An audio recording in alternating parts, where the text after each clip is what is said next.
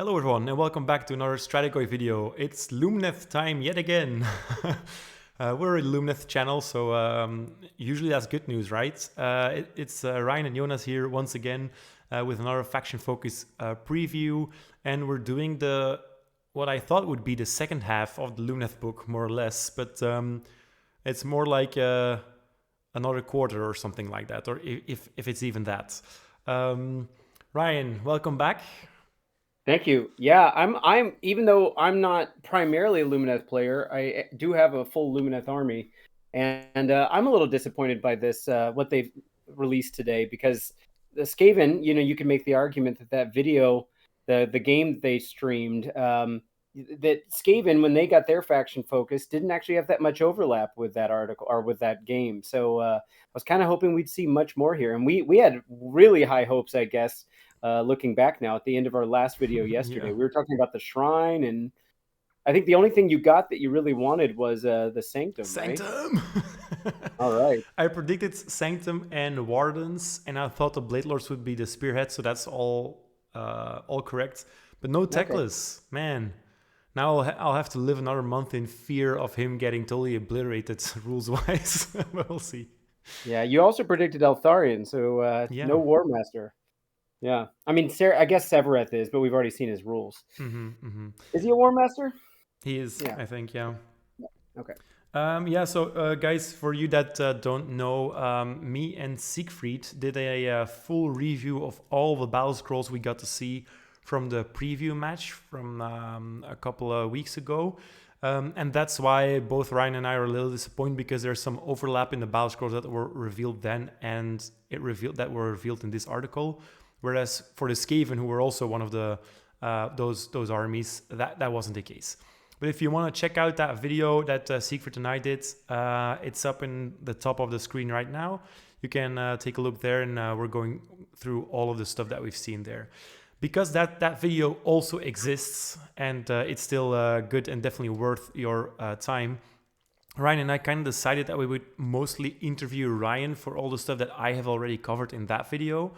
So we'll primarily listen to Ryan's opinions on the stuff that we've seen previously, but we will still dig into all the new stuff, and we'll do that in the regular way with all the in-depth analysis that you're used to now from us and from Ryan especially.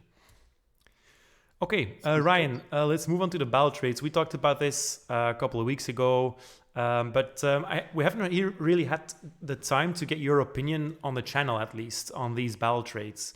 So it's basically two sections. There is one section completely dedicated to the lightning reactions, which is something that we always had as Lumineth players. So you get to fight with 2 units in a row, basically. You also resolve them right after the other one. So it's just back-to-back combat every time. But then you have the facets of war, and previously these were just war scroll abilities for each sub-faction, or how should I call that? Every keyword for Lumineth? Yeah, it was almost like guilds or something, yeah. Yeah. I would say temples, but that's not true for all of them. So now you get to use a facet of war to interact with those keywords. Interestingly enough, that means that you lose the passive rules that they were previously, and now they're more interactive, where you need to activate them, but you can only activate one of those facets each battle rounds, which is pretty huge. We've been seeing this throughout all the indexes that we've seen so far. The same for Fire Slayers, for example. They come to mind now. But for Fire Slayers, if I recall correctly, that's also a battle round, right, Ryan? That was from your turn. You initiated in your turn, and then it lasted until the end of the battle round. So it wasn't quite. Oh, that's the one. Yeah. It wasn't guaranteed to be the whole battle round like this is. Yeah. So yeah, there's small differences. Sometimes you also have these abilities that you have to pop, and it's only for your turn. But these are you pick one of these 5, and they run for the entire battle rounds. When you pick them is usually at the start of the battle round, as you can see in all the black borders. The only one that's not at the start of the battle round is the Huracan one, which is Move Like the Wind. and which is also my favorite, that you activate in your shooting phase. Ryan, do you want to quickly go over these with your opinion specifically? Yeah, so I'll start with what you just said. The moving like a wind, so the Huracan ability, it's weird because the Lumineth player is going to basically have this query that happens at the beginning of each battle round, where the other player is going to expect them to say which of the battle round things they're going to do. And it's weird that one of them isn't one of these. So functionally, what that means is you immediately let them know which one you're using anyway, just by saying, I'm not going to choose one. Yeah. So you say, I'm not going to choose one because you're waiting to save the option for moving like the wind. And why you wouldn't use it thereafter, there's no kind of like trade-off that you're making. Once you've committed to that, you can't go back and use any of the other ones. And so I find the system a little weird that way. I feel like they might as well have just said, you decided at the start of the battle round, but then in your shooting phase, you get to use it. And I know why they phrased it this way, so that you can't use it in your opponent's shooting phase, but it's just a weird thing. It's not as like flexible as like, I think the cities version was much more flexible with this kind of thing, right? It would have been cleaner if it was also at the start of the battle round for the move like the wind. But then the reason being that it's in your shooting phase is that you have to pick 3 units, whereas with the other ones, all of your keyworded units get those abilities, get that ability. Not for Power Hish. You got to pick a unit. All right. Okay, that's true. Yeah. So that's interesting. Yeah. I mean, I think they should have just said, you say which one you're going to use, and then in your shooting phase, pick your 3 units, you know, but whatever, it's fine. It just isn't as tactically flexible as I would have liked it to be. Now, they have confirmed below that each of the factions that the formations we're going to see is going to give you one of these for free. But there's the question of the Venari one, which I guess we can talk about now. They said there's going to be a Huracan one and a Larith one, the Cenari one, and then a Venari one. Now, which one of these two do you think the Venari are going to get by default? Yeah, that seems right. Right? Instead of like maybe you get 3 Power of Hish copies. I mean, that... Yeah, so what Ryan is talking about is, well, let's quickly scroll to the battle formations. Sure. Yeah. So there'll be 4 battle formations, obviously, and each one is going to give one of your keyworded units their Facet of War for the entire game. Basically. So if you take the Allarith Fortitude, for example, here, all of your Allarith units constantly have the Enduring as Rock Facet of War, so you never have to proc that one. And as they mention here below, which we also expected, you'll get the same ability, but then instead of proccing for Allarith, you get one for Venari, one for Cenari, and one for Huracan. So, but since there's 2 Venari ones, the question remains, will you get both? Will you only get one? And which one will you get? And I'm expecting Shining Company because it's a static buff and you don't have to select something. Yeah. Yeah, but that's it. Yeah. Yeah, I mean, the Power of Hish ability is really dependent on what it's doing crits on. If it's doing on mortal wounds, it's a lot stronger than it is if it's doing auto wound. But we can talk about the math of that some other time. Yep. Some other thoughts on this. I don't know. I mean, like, I feel like Deep Thinkers obviously you've already talked about this, really. It's got nerfed a ton from what it used to be. Mm-hmm. Adding +1 to casting is totally fine. So I guess it's kind of like being in Zytrek, kind of. But Zytrek used to give you Dispel, +1 Dispel, and Unbind as well, right? Yeah. So I mean, bad. Let's be honest. Yeah. The Alarith one's great, especially if it's just statically on, and that's obviously your build. The Huracan one's great. Did we confirm that it's saying you can't shoot for the rest of the turn, that you can, in fact, first shoot, then use this ability? Yeah. It's just trying to make it so you can't move extra. Yeah. And then okay. Let's say you use it on a Huracan wind charges unit that moves 14 inches. You can't move your 14, then move like the wind for another 14, so 28 in total, and then still shoot. But you can move, shoot, move like the wind. Yeah. Okay. And then the main thing I think I want to touch on is actually lightning rate, because it used to say that it was after strike first effects, and it said it couldn't the unit that you chose as your second unit couldn't have strike last. But now it's gotten rid of that wording, and so this brings up a couple questions. So maybe the easier one to answer is, let's say the unit that you choose to fight has strike last, I'm assuming the unit it brings in with it, just implicitly because they would have already fought, and you can only fight once per turn, Yeah. would have to also have strike last. But it could work as 2 units at a time when striking last. Is that how you're reading it? Yeah, I think as long as you're, that's actually a very good question. I was gonna say as long as your strike last unit is also the last unit in your army that can strike, I think you could still do it, but that might not be the case actually. I think maybe they'll specify in the, well, they definitely will. They will specify in the core rules, at least I hope so. That still all the strike first happens first, then all the normal stuff, and then the strike last. Wasn't there a diagram that we got to see about this? Yeah, but this is a rule on top of a rule, so it change. So a better example that I think is way stronger, because we see it with the Wardens now, I guess, is say a unit has strike first, it chooses to activate. As rules is written, until we see something else, means that you could pull in a unit that doesn't have strike first, or even a unit that has strike last, and pull them in with you. Yeah. Rules as it's written right here means you could kind of get around that problem, since they used to have that written into the rules. So that's one thing that's interesting. And the other thing that's interesting is it says when players are alternating picking units to fight. But I wonder, are there going to be scenarios where, say, outside of the combat phase, where a unit gets to fight, but no one is alternating, so this doesn't trigger? You know what I mean? So, like, this will only trigger in a phase when both players get the chance to alternate, which is the combat phase. I'm sure it's a subtle point, but technically, I think that is turning off fighting in the hero phase if, say, a unit got a hero phase fight. I don't even know if that exists in the game anymore, but it's an interesting rules thing there. Yeah. So that's where I'm sitting at with these guys. I don't think I have too many comments other than what you guys already covered. Yeah. It'll be interesting now that it really shifts the power from full Venari stuff, because you don't have power of vision or war scroll anymore. So you can't really rely on your Venari units to pull all the weights. I do feel like Move Like the Wind is so strong that you almost need at least one of your Huracan units in your army just to have the option of using this. Yeah. But we'll see. Yeah, and obviously you guys lost either courts too, but you've already talked about that at length. I mean, I never loved that system, but it's obviously very strong. So, Yeah. you know, I'll miss it for sure. I kind of wish that they kept Parafish on some ability and we still have the Aether cores, but I understand that they want to get rid of tokens and thus Aether cores had to go. But yeah. Okay. So we covered the battle formations already. Yeah.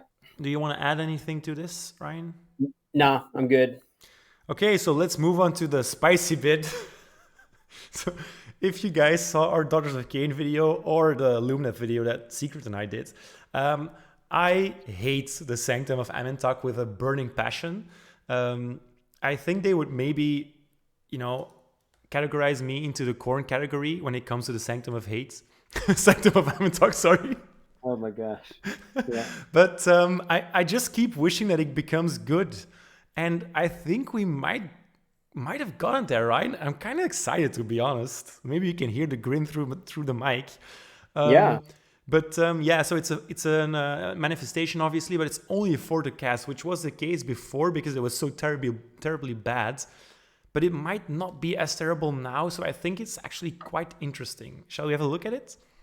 Yeah, one of the things that, first off, strangely, we've already seen all 3 of the summoning parts of the 3 endless spells, but we hadn't seen the actual. So this isn't new. But back when you guys made the video, I think there was, it was said that you were assuming it was going to be able to be banished on the same thing. And as you'll see as we scroll, it's in fact a 7+ banishment, which is the first time thus far I believe we've seen a banishment score that's different than the casting value. Yeah. But I'm really glad to see that, and that's what I thought it would have been back then too. I had a feeling it was. Yeah, and something that also changed about this, the way of summoning this spell. I haven't used it. I have used it once. So don't burn me at the stake here if it's wrong. But I think in the previous incarnations, only the wizard that cast that spell could summon it around themselves. Yeah, that's true. Yeah, and now you pick an infantry hero wholly within 12 inches. So that's interesting. You could do it on a Venari Baron Blade. Yeah, what's interesting to me is that the model is built to only accommodate a certain size of base. Yeah. And I'm curious if they'll ever make maybe they already have, and I'm just not aware of it, a Lumineth hero that qualifies as infantry that it wouldn't fit around because they have to be touching the corners. Mm-hmm. So I don't know. I haven't tested it, but what's the biggest infantry hero you guys have? Like Eltharion? Eltharion, yeah. Yeah, I don't know if it fits around him or not, but I, yeah. I don't actually think it does. That would be interesting because Eltharion, this would be amazing if Eltharion remains the same. Yeah, and I'm almost 100% certain someone could be in combat with you while you're on. I'm like, I have the model, I just haven't set it up in a long time. That it's smaller than 3-inch radius off of the guy, so a guy could be in combat while it's around him. Although I guess no one could charge you then because I don't think it's smaller than a 1/2 inch. So maybe I take that back because you can't cast it around yourself unless someone leaves you that much room. Yeah, You know what I you mean? can't be in combat either. So Oh, right. Okay. yeah, Okay. Yeah. So there you go. So no one could charge you, and you couldn't charge. yeah, So you you have wouldn't to want to put be it on 3 inches away from all other units, so even right. allied units, Orion, and terrain features. Okay. Yeah. So when it says it's wholly within, but then the thing has to be out more than 3 inches, I wonder what the math is on that. Yeah, it's gonna be difficult because Yeah. it's quite large. Yeah. That's what Okay. she Let's said. take. Oh yeah. Oh yeah. So this is the first one we've seen that doesn't have a health or save characteristic, which is interesting. Yeah, Um, I love yeah. when they give the Lumineth guys the special things. People love us for that because we're always the exception, and just keep on going with that trend, guys. Oh yeah. Um, Okay.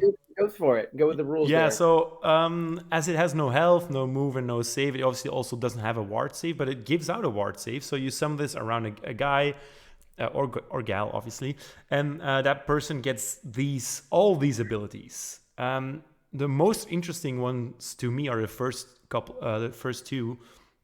Obviously, that unit has a 4+ wards. That's really nice. If it fits around Eltharion, and seeing the base here, I think it might actually. Please, guys, the Lumineth guys, reply in the comments whether it does. I've just ordered the endless spells because I refused to buy these until the Sanctum was good, so I went and ordered them. And that wizard is gets a power level. Now, if it's a wizard, obviously. So that's interesting because if a wizard summoned this spell around themselves, they basically get it for free. Yeah. Yeah, which is nice. Yeah. Yeah. So I'm thinking about like, why would you put it around Eltharion though? Just to have him sit on an objective as control 2? For the 4 wards. Yeah, but he can't move and he can't fight. That's true. Oh yeah, you can't go into combat. That's true. That's interesting. Well, he can move, but it will break. Well, that's what I mean. Then Yeah. then the thing's not on him anymore. Yeah, So. he would be a good deterrent though. If you drop him on an objective, he was already pretty scary before he had a ward, and with that ward now, I don't think anyone would be eager to charge him. Yeah. But then that's so risky because if they banish it before they charge him, you're thinking he's getting a 4+ ward and it's gone. Exactly. So yeah, we'll see. Yeah. But if I don't really see why it would be a loss to summon this since they're free anyway. If you yourself are a wizard and you're planning on standing still for the rest of the round, then why not, right? The unfun thing is you get the movement phase right after summoning this. So yeah. Yeah, and by definition of what you said about being outside of 3, say that the Blade Lords do in fact bodyguard heroes holy than 3, then you're implicitly not getting that anymore. That's also what I was thinking, yeah. Not that you needed it, but if you had been set up previously to get that 5+ ward, then you implicitly can't get this thing. And then if they do banish it, then you go back to not only having no ward, but not even the 5+ that you don't get the ward from this, and you're also not getting the 5+ just implicitly from those guys. And what you also have to keep in mind is you start measuring, as it says here in the third bullet point. You measure from the endless spell now, well, the manifestation. So if you're, for example, measuring your protection of Hysh, so your 5 ward save, from that manifestation, and they banish it, and now one of your units is not wholly inside that bubble anymore, they also lose that buff. So you really have to be careful when using this. I don't think you'll use this in the first couple of turns, Ryan, because usually at that point you're still interacting with your army as a hero. But I can see it happen when you're really at the end of your rope. It's turn 4 or 5, you're hanging on by a thread, and some heroes are capturing small objectives, and you're like, I'll just throw up this spell to keep them a little bit more safe. Yeah, keep in mind you could also use it as a magical intervention. Yeah, So true. throw it up on the opponent's turn, and then you're more protected, and or you can't get charged. That's also very interesting. Yeah. Yeah. And I'm curious now to see how big the base is with the three together. It does look pretty big now that I think about it. So maybe all the bases fit in, but then once it's surrounded, would it actually cover up almost the entire objective? If it does, then there's no way for an enemy unit to come into contact with it because they can't land a Man, charge. that'd be cool. The Yeah, I'd thing have is, to it see doesn't it form a perfect circle, though, does it? It's like a curved triangle. I should have tested this before we talked, but Yep. anyway, those people out there that have actually put this around a model, let us know what you're Yes. thinking. Guys, Yeah. put all your links to diagrams and pictures that you've taken of your endless spell, and the best one will get featured in the next video. Yeah. I mean, I'm a little bit hyped. That's why I'm so giggly, because I can just see myself putting the Sanctum on the field for some reason, at least now. Before, it would just because I wanted to use a Sanctum at some point. Now I at least will have a reason in time. Yeah, I definitely think it's got, I mean, a reason. Question is, will Lumineth prefer the regular endless spells? So, Probably. when you see your manifestation. Probably. So who knows? Yeah. Going on the track record of the Sanctum, probably. But, Yeah. who knows? It's only 4 plus a cast. It's dirt cheap. Yeah. Yeah. Yeah. Okay. So let's look at a guy that can summon this spell, shall we? Sure. So if you thought you would be seeing Teclis, you would be wrong, because first of all, he can't fit in the Sanctum, though he could be casting it. But second of all, they didn't give us Teclis. Nope. Which is something that hurts me a little bit, but here we are. We got us a cool thing, though, in return. I gotta be honest, Elania and Elthor, I really, really like that they're still gonna be decent, obviously depending on the points cost. And for all you Total Eclipse fans out there, it's still in the game. Much less effective though. I was really counting the days when they would finally do this change. Now they've changed it in 2 ways, which I think is a little bit harsh, but still good. Well, let's talk about it while we're on it. Okay, yeah, let's talk about the Total Eclipse first. So it's an 8 plus a cost still, which is unreliable at best, to be honest. You have the Facet of Ward to increase your spells of your Scenari wizards. Are they still Scenari? Yeah. Yeah. So they would be casting it on a 7 in that case, which makes it, more chances than not that's going off.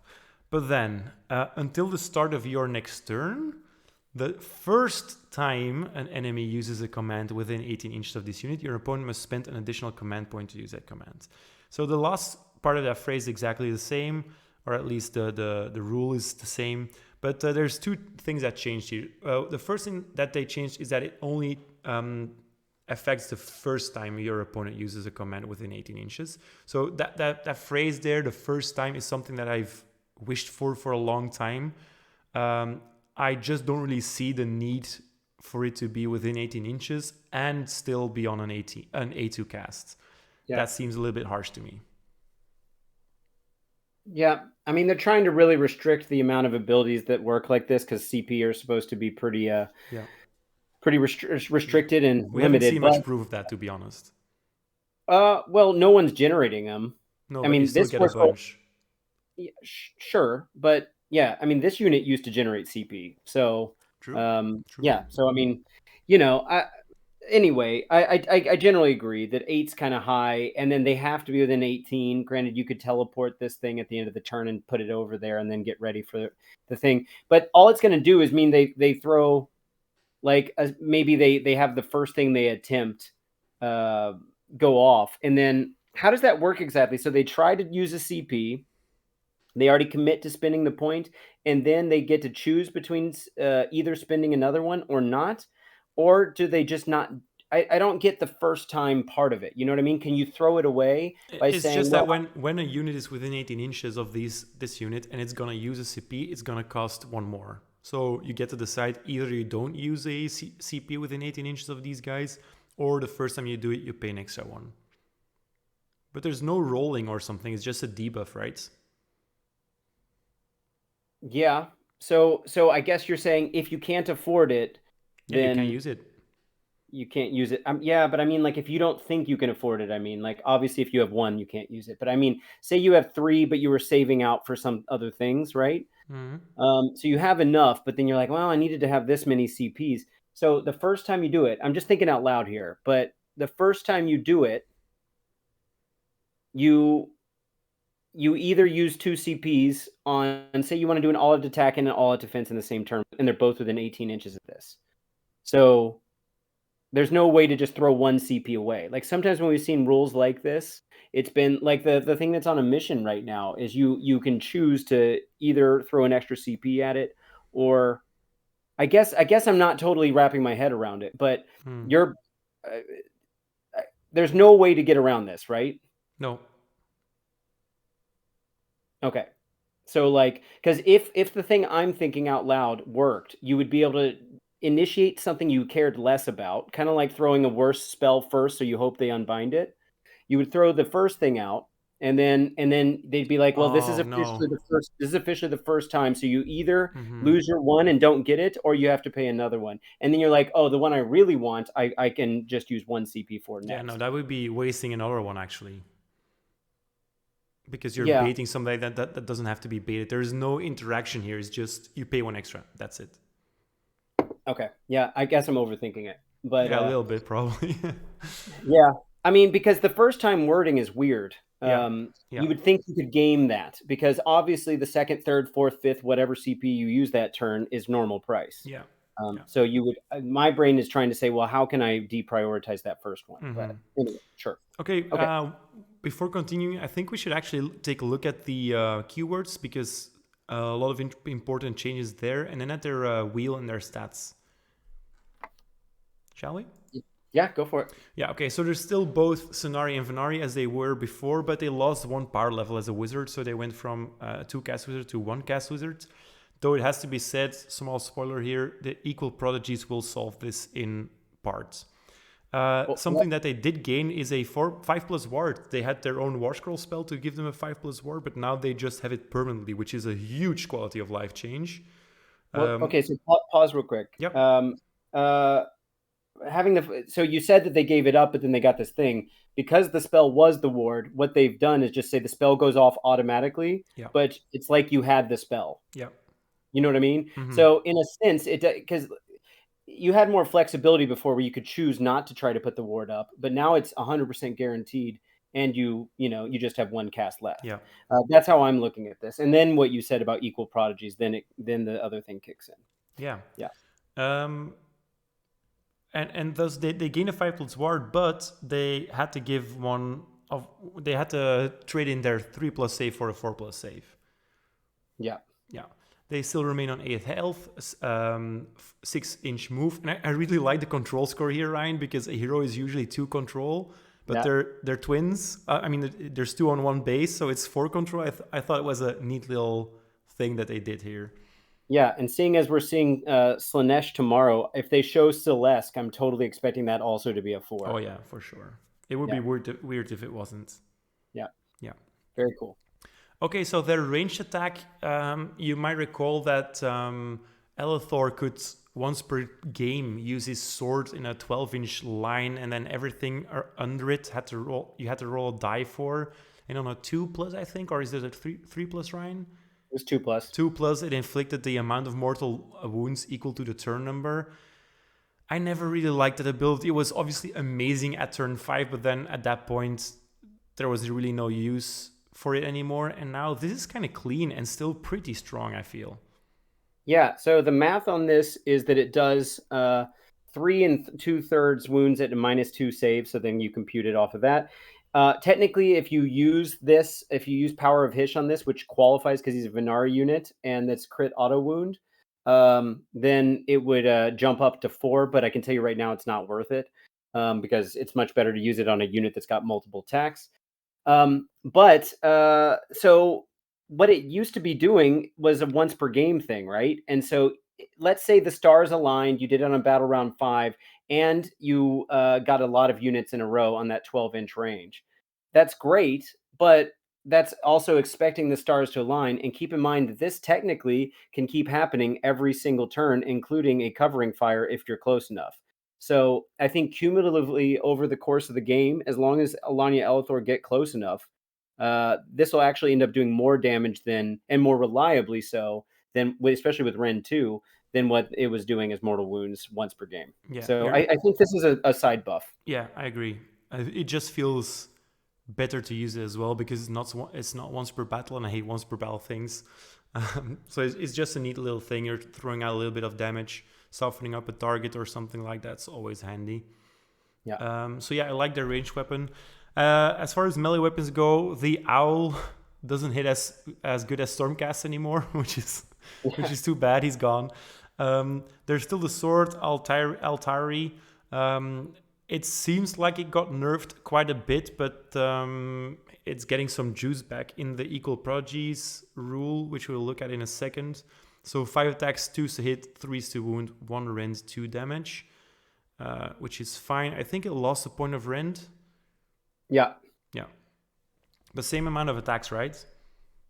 It's +1 attack. Okay. From what it used to be. You can think of that as the owl got mixed in there. So the 1 attack's an owl, which is way better on this profile, to be fair. Yeah, that's a damn strong owl, right?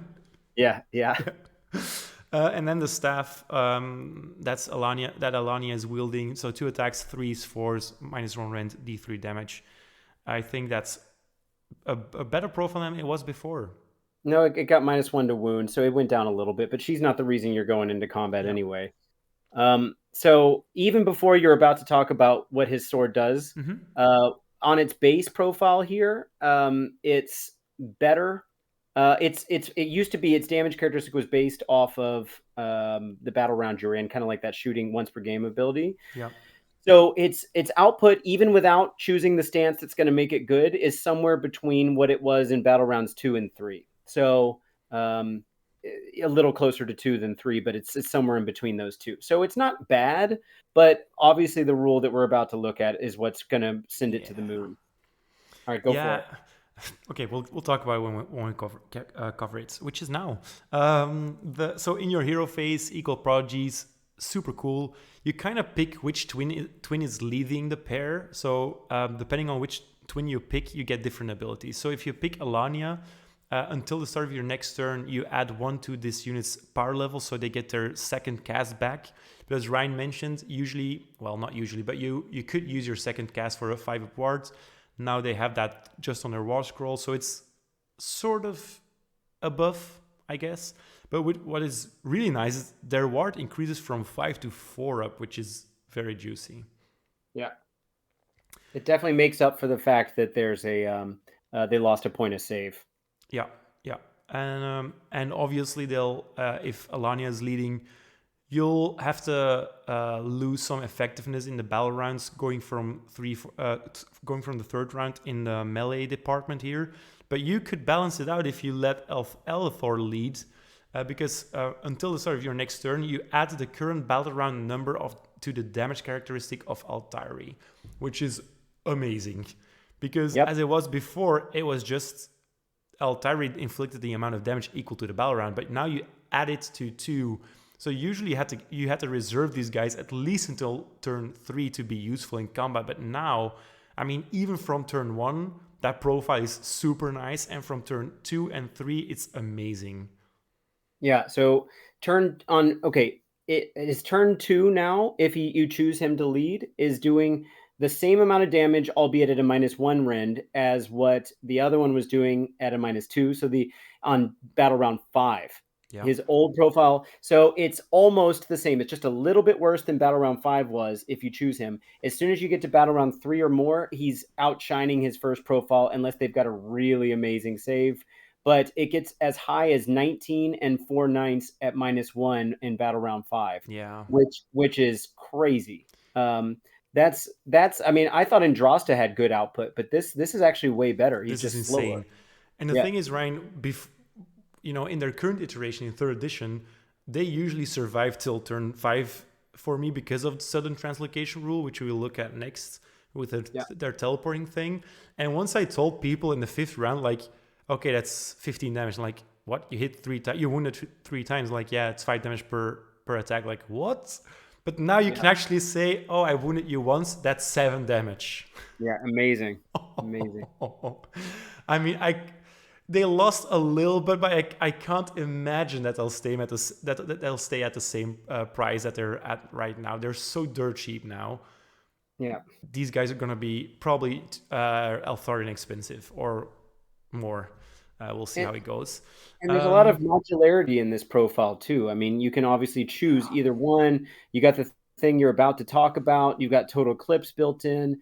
You got a decent ward. It just there's so many different ways to play with this, Yeah, and you can base your kind of stance off of what you need at any given yeah, moment, which is really handy. yeah. I love this. I love this so much. The war scroll is so fun that it makes up for not including Teclis for me, because it gives me such hope for the Lumineth Index because I haven't seen any war scroll that hugely disappoints me so far. But yeah, let's look Yeah, at the sudden translocation go for because it. in my eyes that also got better. Yeah, yeah, So at the end of any turn, this unit can use this ability if any models were slain by it this turn. You heal d6 to this unit, and then you remove it from the battle and you set it up again on the battlefield more than 9 inches from all enemy units. Keep in mind you can't move nor charge after setting up a unit. Or can you charge? yeah. But this is at the end of the turn, Yeah, that's true. so then it resets. Yeah, Yeah, yeah. But when when you're selecting your equal prodigy, so selecting which twin is leading, you have to pick Alania after you use the sudden translocation, which is such a flavorful addendum that they made here. Because she teleported her raging brother away, and she's like, "Okay, now I'm gonna lead for a while because you're going a little bit too crazy right now, bro." yeah. Really cool. And it makes it a better because it's gotten 3 inches closer than what it used to be. It used to be outside of 12. And so now you can actually hit a decent, I mean, there's definitely a possibility of getting a 9 inch charge next Yeah, turn. yeah, And or with a counter charge, right? And then he'd be on that what's it called? Well, actually, now that I think about it, if you do it at the end of your turn, it just says when using the equal prodigy's ability in your next turn, you must pick Alanya. But then let's say you teleport. So at the end of your turn, you teleport. It's now their turn. And then you can do a counter charge with this unit with him still on the thing. And you got the benefit of healing yep. and being outside of 9. So, yeah, I mean, obviously they can move away from him. Mm-hmm. But still, Yeah, that's cool. yeah, pretty cool. The biggest thing here is that before you had to roll either under their wounds that they suffered or under the turn number, whichever was highest. And that was not reliable at all.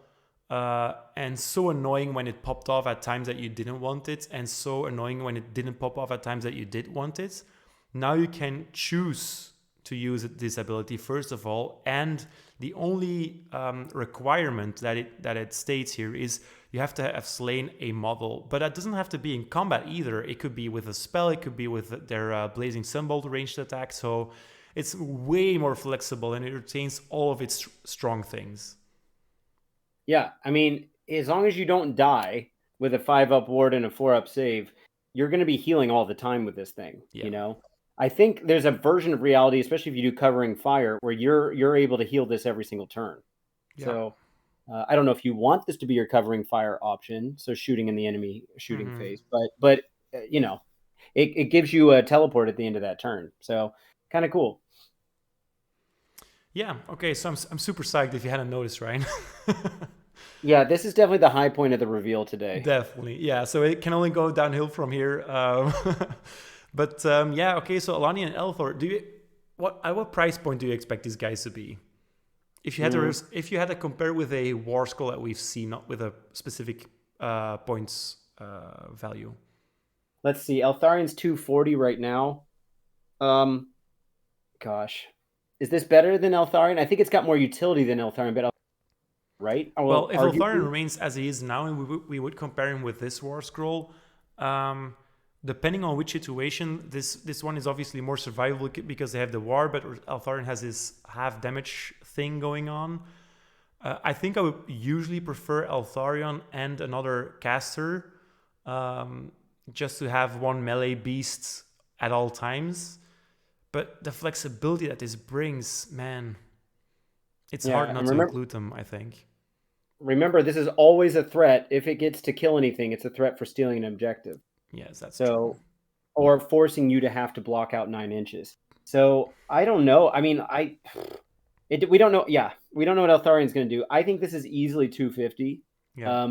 if not maybe even 300. I mean, because keep in mind the Celestin Prime was like 325, and I think this has more utility than the Celestin Prime. I mean, Yeah. the Celestin Prime is good for lots of reasons, but I think this has maybe a little bit more tactical flexibility than he does.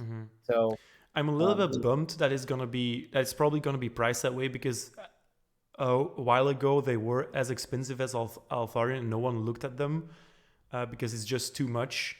Now I think people will probably want to pay that points cost for these guys, but that will mean that you're probably not running both Eltharion and these guys in the same list. yeah, maybe. I mean, remember, there's nothing stopping you from running Hero Hammer now That's true. if you really feel like it. So, and this is almost a monster in terms of control value. So that's interesting. Yeah, yeah. But You don't have to yeah, take wardens anymore, so you're winning that warden tax now. sure. Shall we look at the wardens, or is it first Severith? It's first Severith. Severus first. Yeah. Yeah. Okay. So Severith, we've really talked a bunch about this guy, but I haven't really heard your opinion on him, Ryan. Do you want to dissect this war scroll, or how do you want to approach this? You know, I don't remember exactly what you guys said in the video, so I might end up if I do talk about it, just overlapping with what you guys have. Yeah. Let me see. I'll just look at my notes real quick and see if there's anything that really stands out to me. I like that he's a monster now and that he controls 5, although he doesn't look like a monster. I imagine his presence on the field would be terrifying. I guess that means the other ones are monsters too. The regular Yeah, Spirit of the sure, yeah. Wind. Obviously, him losing speed and losing missile range. I think a total of 12 inches, plus his ability to move after shooting, which you kind of still have now, obviously. But if you go for a full Huracan build, you can only do it with 3 units. So even if you did like wanted to go crazy and just do all foxes, only 3 of them are going to get to do that. So that's going to feel less than it was before. But like you've been saying constantly throughout these videos, I feel like they're really trying to lean in on mixed arms. So you know, I think he's good. He's always been good, really. Yeah. And you know, he's a 50% damage improvement with his weapon shooting, but his melee went down. And then you know, the rampage is cool, sure. -1 to wound is a buff we don't give out a whole lot, so or debuff, I should say, and it's not that easy to get it put back up to where it's supposed to be with a +1 to wound. So seems pretty good. Yeah, and then the rampage. It seems because they've listed Severeth in the italicized text, the flavor text. It seems that it's not going to be the same rampage that's on the Spirits of the Wind. What are you thinking about that? Yeah, it's gonna be a different one for sure. Well, then that's good. So Yeah. if you run a couple foxes, then you're. Yeah, Would you Searing Desert Winds was always a thing that was only on Severith's War Scroll. Okay. And it's obvious that the gray ability on the right there is an ability that's also going to be on a regular Spirit of the Wind. Yeah. Ultimately, I like him. I have him myself. I'm definitely looking forward to playing. I mean, honestly, everything I've seen of Lumineth thus far, even the stuff that kind of got nerfed, it just making me want to play Lumineth more because I think it's going to Yes. be a lot faster process, a little less like super long hero phasey and a little too details oriented. And I think it's going to play a lot more fun now. And this is one of those units that seems to speak to that a bit. Yeah, So. if he remains at a similar price or points cost as he is now, he'll definitely be included. He's almost as strong as he was before, and he's much more survivable. Yeah. Yeah. So I mean, I'm definitely feeling it. Yeah, the Living Gale is so strong. I wonder whether it's gonna be on the normal spirits as well, but I don't think so. Yeah, I mean, it's got his name in the flavor text, so Yeah. whenever I see that, I'm assuming it's not going to be. But Yeah, we'll and I see. think the Living Gale is also one of his titles or something like that. Oh yeah, Yeah. Okay. Moving on to the Stone Guard. This is also a war scroll that we've seen before. They went up with a point of damage, which is nice. Kind of. Kind of. You did the math clearly, so tell us. Siegfried already did some great graphs for you. Did, yeah. So they used to have two profiles, and they were both triggering mortals on 6s to hit. The one profile he definitely got a lot, or notably better at, the 2-inch range profile. But now, of course, everything's got 3. It was the 1-inch profile that was actually better the whole time, and then their ward got worse too. So, yeah, I don't know what to think about this unit. Obviously, if you're building an Alarith build, and let's say the cows are really good. I guess what were your thoughts on a Volinor? Do you feel like he is enough to justify kind of leaning into the Stone Guard side of things? Because this War Scroll itself isn't screaming you must take it to me, but it's not bad. No, a Volinor is nice. His damage is quite good. It's really gonna depend on how much more expensive he's gonna be. If he's more expensive than he is now, like percentage wise, for how much of your armies you're still able to take.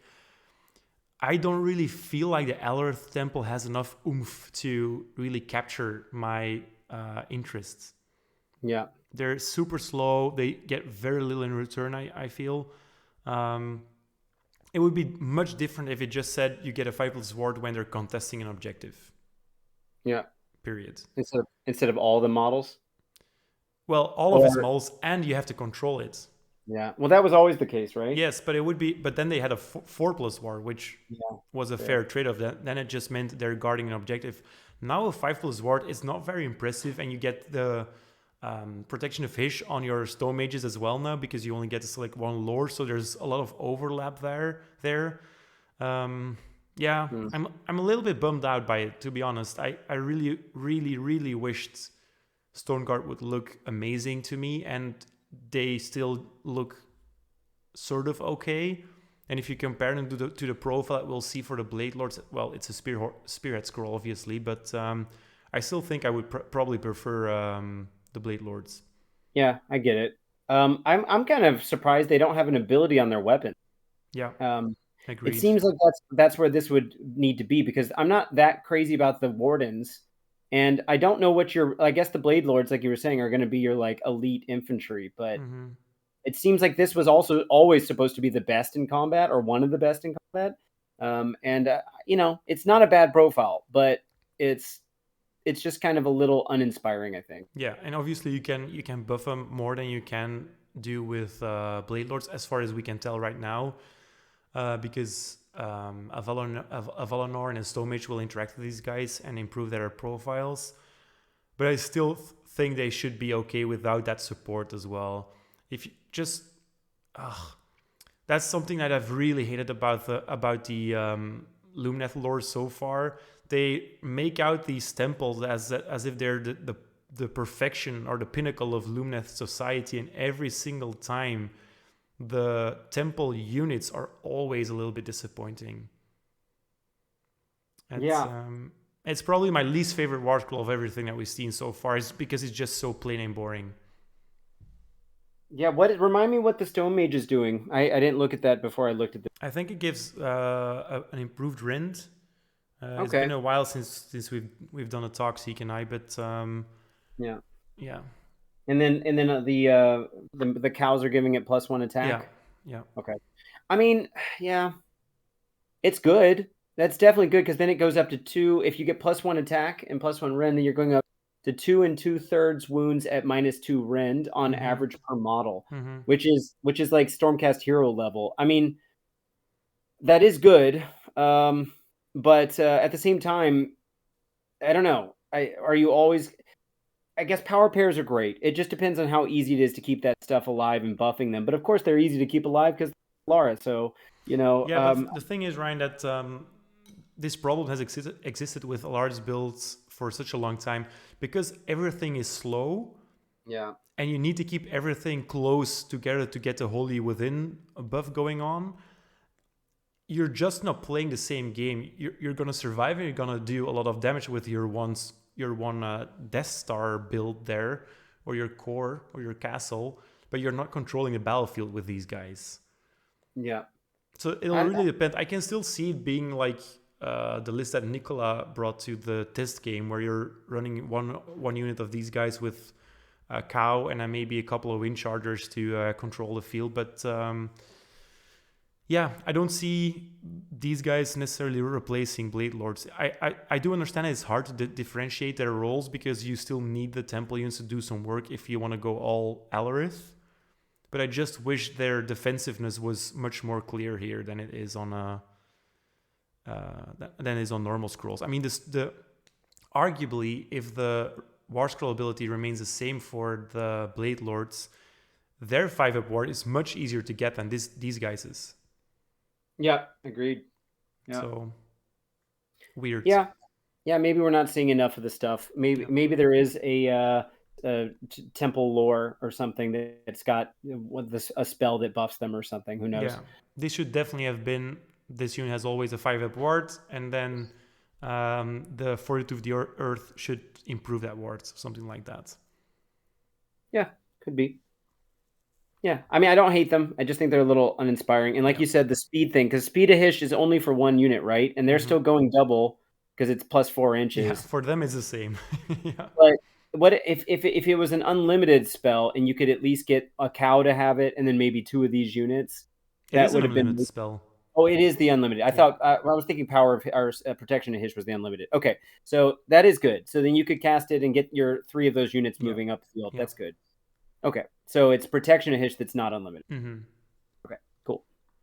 Okay. Check. So a new War Scroll here, and this tells us a little bit about the difference between Spearhead War Scrolls and normal War Scrolls.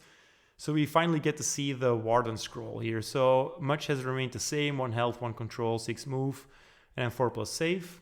Their pikes and the Guardian Sword have now finally been squashed into one profile, which I like. 2 attacks, which is the same. 3s and 4s also the same. No rend and 1 damage also the same. As before, when it crits, it does a mortal wound, and you get +1 rend versus charging stuff, which is also the same, but you don't get the +1 to wound anymore against charging stuff.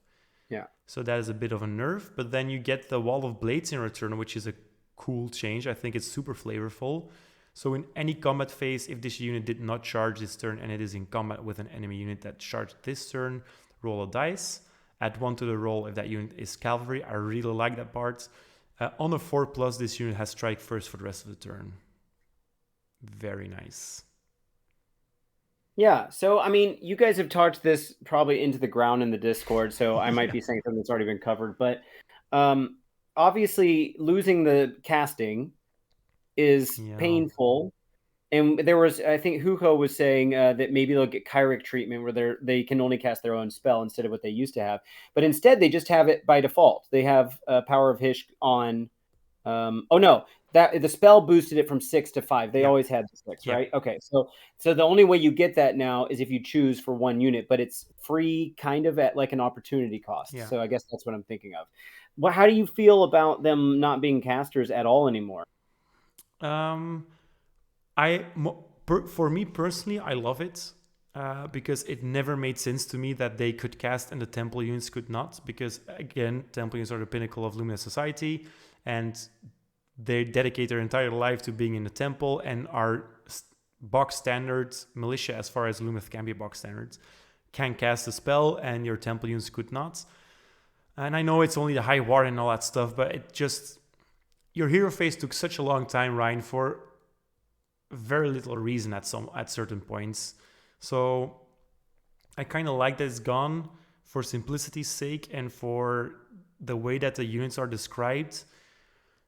That being said, one of the reasons I chose this army was because it had a lot of magic, and I really love that about armies. The fact that it's gone now does hurt me a little bit, and I imagine a lot of players will feel the same way. But I still think if you look at all the other stuff, our army is still super interesting, so I don't think it'll bore us out or anything like that. Yeah, I mean, they're just speeding up the game, right? Yeah. So, hopefully we don't have these hero phases that last 45 minutes, that kind of thing. Yeah, I get it. It is kind of weird that they went from being able to choose any spell they like to not ever having a period where they were treated the Kyric treatment, as who Yeah, host named it. I think that would have been worth experimenting with, just to let them go up to crits on fives if they get their own spell off. yeah, I don't think that would have been that bad as long as you couldn't have chosen a new spell. Then then it's just obvious they'll because Kyrics play real quick. You just roll for the casting, and if they get it, they get the extra rend, right? Same thing here. I don't think it would have actually been that detrimental to the game, but it is what it is. What do you think of the strike first rule? Do you feel like that makes up for the fact that they no longer have the abnormal advantage for a unit their size of having a 3-inch range in comparison to everyone else? Like that was really kind of what they're trying to replace here, yeah, right? yeah. I like it. I like it a lot because they're super squishy. They've been dying in droves for me the last couple of months. They really never survived a charge, and now, if you're gonna throw away a unit anyway, at least get it to fight on 50% chance. So I like this more than the previous incarnation for sure. Yeah.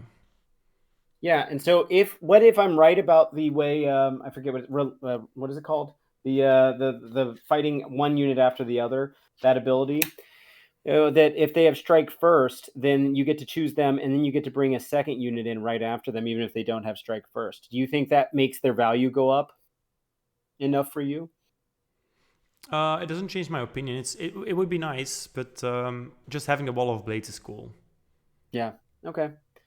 Yeah, I mean, I think it's a good rule for sure. And the question is, how often is cavalry going to be in, and/or is cavalry going to just see this as a deterrent that there's a 2 out of 3 chance that they're not going to get to fight first? Yeah.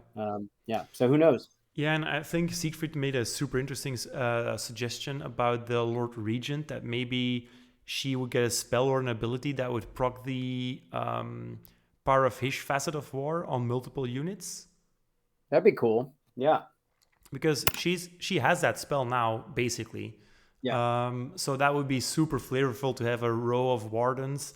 I also like that you don't have to deploy them deep anymore. If you can totally do it like very broadly, 20 Wardens, 2 lines of 10, and then that is frightening, even for non-cavalry stuff, because on a 40%, 50% chance, you're getting all of those attacks back in your face. And if it's true about the Lord Regent, or even if it's not, just having a Facet of War as an option, that is scary.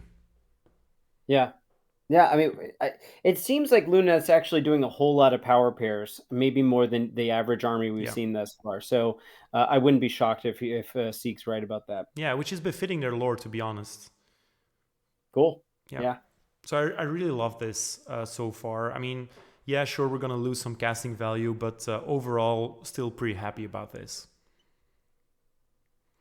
Yeah. Yeah. Okay. So So that then, leaves us just with the Blade Lord's War Scroll. Seek and I again talked about this already. It is interesting to keep in mind, though, that the Warden War Scroll, actually, their ability is completely gone on their current War Scroll from Spearhead to Standard. So a lot of this on this War Scroll might also change. yeah, I don't expect the two different stances to change. But maybe the passive rule. But then again, I think that it could just change so it says any scenario instead of your general, because obviously what comes in the Vanguard box for these guys, Yeah. the Spearhead box, is a scenario hero implicitly. It's Yeah. just one. So I don't know. I mean, and we were talking about this yesterday about the bodyguard rule. In looking over this and seeing what it used to be on their war scroll, I'm more on the same page with you about that. This might just be how all bodyguards work. Yeah, Moving that's why I forward. mentioned it yesterday. Yeah, that's what I'm saying is I'm meeting you in between. Mm-hmm, mm-hmm. But yeah, so if that's the new way bodyguards work, I'm totally cool with it. But we'll have to see. Who knows? Yeah. So I mean, like doing the math on these guys is so tough because of how many different Yeah. situations you could find yourself Yeah. in. I didn't have the time to do the full set, but it still seems pretty good. And I think they're going to ultimately end up doing more output than probably the unbuffed Stone Guard, right? Mm-hmm. Especially getting to still choose for the crit mortals. I mean, sorry, the mortals on 2+, Yeah, just so to make good. sure you get that through, because we don't see that stayed exactly the same, but we don't see a whole lot of mortals on demand we used to. And so that could be a real easy way to snipe a hero. Yeah, that's kind of what I'm saying. Like if they remain sort of the same, at least if the Swordmaster's rule stays the same, they only went up in value because all of the other scrolls went down a little bit in that regard, at least. Yeah. Yeah, I guess they can't get their highest profile was like what, 4 attacks per model if they were facing like 10 or more units or 10 or more models or something like that. But they chose the number that's in the middle. The base was 2. You could get up to 4, and then they chose. So you're basically getting the first one for free. So I don't know. And then it's -1 to wound from what it was, but now they're doing. It's got a point of rend built into it. And because only the hero had the rend before, and then it's doing what's it called? Anti-infantry is getting yet another rend. So I don't know. It seems like it's still kind of doing what it used to do, because you're going to just chop through all that infantry anyway. Having a 4 to wound might be a little rough, but then yeah, seems like a good unit. And like you said, you're going to be walking around on a 5+ save for a good chunk of the game. A 5+ ward, I mean. Yeah. So. Yeah, and popping Power of Hyshian on these guys is much easier now than it was before, because before you could only do it with Lord Regent because they couldn't cast. Oh yeah. Okay. Yeah. So I actually think this is a buff. As if they remain the same as it is on this scroll, man, that's a good war scroll. Yeah. When you have to choose though at the beginning of the hero phase, and then that's before you've committed to which weapon they're using. So if you choose, you have to choose at the start of the fight when you're using this ability to fight, right? This unit. Could be, and I'm just each time this unit uses a fight ability, you must pick either the Perfect Strike or Flurry of Blows weapon. Yeah, but the Power of Hysh says you can use this. Oh, right. Yeah. It's the start of a battle round, yeah. So that means you have to have some foresight into who you're going to be fighting, because you might want to use the Perfect Strike rule instead, and then it's not going to, so it's wasted on them. Yeah, that's fair.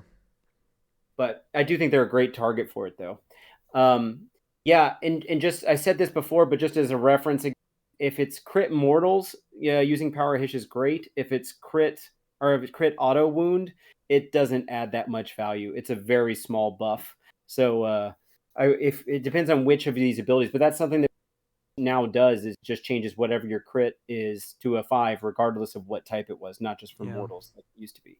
But I would almost always use it for the mortals. So yeah. Okay, so that leaves us at the end of this video. Guys, please let us know your mathematics on the Sanctum of Amok talk. And how are you feeling about this preview? Are you a little bit disappointed that we didn't get to see Teclis or anything else? Or are you super pumped about Elania and Elthor? Definitely drop a like and a comment. Let's just know that you appreciate our effort that we put into this. Ryan, I want to thank you once again for doing all your math stuff, all your calculations. You put so much work into this. Well, Siegfried got me beat the last time, and it's funny because I noticed myself making a lot more mistakes in this video in particular, because I think I just trust you guys to get everything right, so I put less effort into it. But thanks for everyone bearing with me saying things wrong a couple times in this video. But yeah, thanks for your compliment as well. Yeah. And if you guys want to continue the conversation, you can find us in the Discord, and you can obviously also subscribe to our channel and stay in touch, because we're uploading a video every day with a new faction focuses. So if you're interested in the comparison between 3rd and 4th edition and in our insights, definitely follow along. We'll see you guys in the next one. Tomorrow is Slanesh. See you then. Bye-bye.